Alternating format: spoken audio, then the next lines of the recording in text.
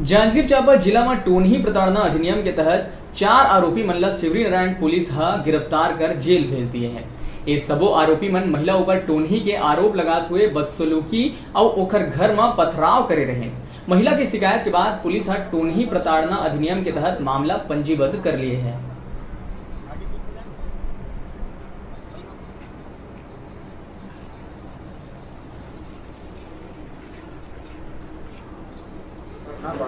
ये ward number 15 Shivri Narayan की है। लक्ष्मी और सरिता आपस पड़ोसी हैं और पड़ोस में रह करके एक दूसरे को गाली गलौज करना, मारपीट करना और टोनही का अगर प्रताड़ित करना, दोनों को रिपोर्ट पर अपराध धारा 245, 323 और 5 टोनही अधिनियम कायम कर विवेचना किया गया, जिसमें शिव नारायण, शिवा, हुड़दुंग और दिनेश को आज गिरफ्तार किया गया है। माननीय न्यायालय पेश किया जा रहा है।